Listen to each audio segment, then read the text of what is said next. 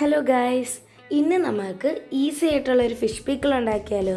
അതിനായി 4 table spoon വെളിച്ചെണ്ണ ചൂടാക്കിയ പാനിലോട്ട് ചേർക്കുക. എന്നിട്ട് 1/2 ടീസ്പൂൺ കടുകും 1/4 ടീസ്പൂൺ ഉലുവയും ചേർത്ത് നന്നായി പൊട്ടിച്ചെടുക്കുക. എന്നിട്ട് 1/2 കപ്പ് ചെറുതായി അരിഞ്ഞ വെളുത്തുള്ളിയും 1/3 കപ്പ് ചെറുതായി അരിഞ്ഞ ഇഞ്ചിയും ചേർത്ത് നന്നായി മൂപ്പിച്ചെടുക്കുക. മൂപ്പിച്ചെടുത്തതിന് ശേഷം 2 തണ്ട് കറിവേപ്പില ചേർക്കുക.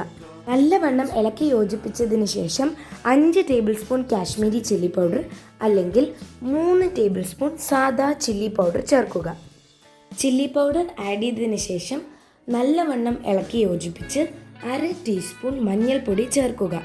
അതിനുശേഷം 2 കപ്പ് വറുത്ത മീൻ ചേർക്കണം. ഞാനിവിടെ ചൂര മീനാണ് എടുത്തേക്കുന്നത്. എന്നാൽ മീനച്ചാർ ഉണ്ടാക്കാൻ ഏതു തരം മീനും എടുക്കാം, പക്ഷേ ഏറ്റവും നല്ലത് തുണ്ടൻ മീനാണ്.